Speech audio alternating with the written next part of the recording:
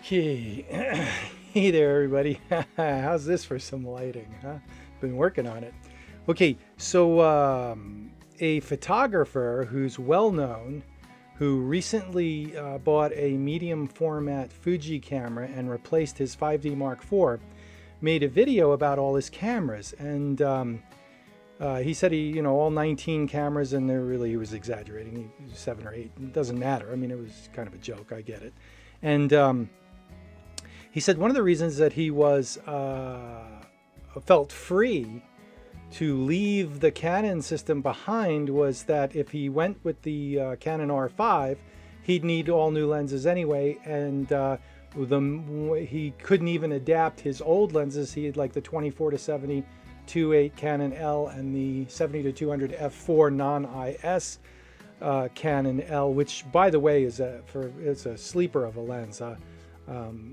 I don't know how it does now on these modern 50 megapixel cameras, but back in the day, 15 years ago, that was one for very little money. That was probably one of the best lenses I've ever used.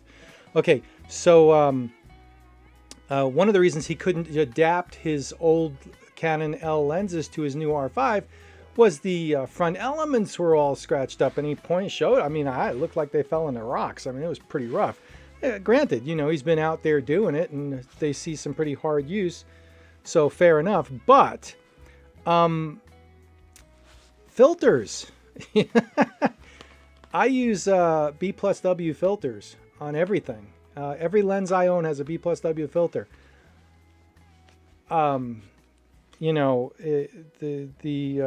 standard B plus W filter is the F Pro, multi-coated, and the UV haze filters. I think nowadays I'm preferring the clear filters because let's see if it'll focus on that and get off my face, and there you go. So B plus W F Pro, these are great, really high quality. They're multi-coated. They're not too expensive. Brass rings, very, very high quality, and just throw that on the front of all your lenses, and does a number of things for you. First of all, it'll protect the lens. So, it's much easier to replace a filter if it gets scratched than it is to replace a lens, right? And number two, it's much easier to clean because the filter's flat. And there's no anxiety for cleaning a $40. There's less anxiety for cleaning a $40 filter than there is for cleaning a lens.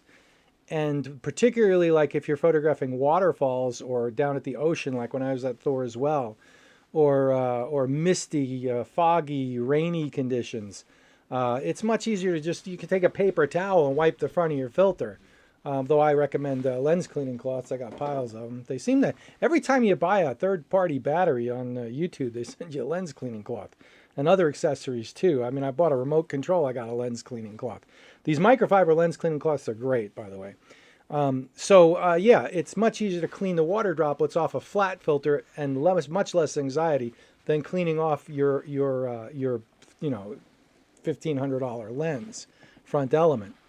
And the other thing is the filters. I've never seen them. I've done tests with filters, without filters. When you use the high quality ones, if you use an uncoated filter, yeah, there's a image quality penalty. But I've never seen an image quality penalty with a B&H.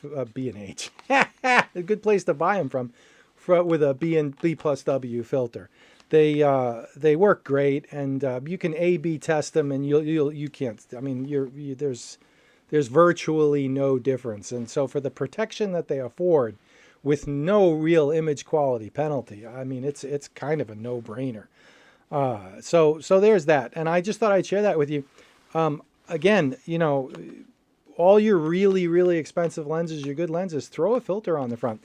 And, if you get to a situation where you're putting other filters on, in the sense that like you're putting a polarizing filter on or a neutral density filter, particularly with wide angles, just take the haze filter off or the UV filter off or the clear filter. Nowadays, okay, so the filters, I showed you an F Pro just to get you the idea that it's a B plus W, right?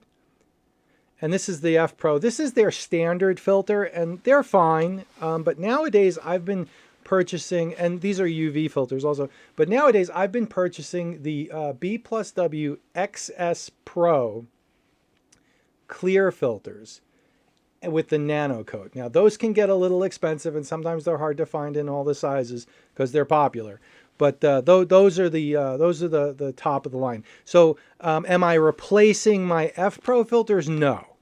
But as I add lenses and need filters for them, if I need to buy a filter, it's going to be an XS Pro, and that's what I buy nowadays. So, all right, I appreciate it, and thanks for watching, and have a good one. We'll catch you guys later.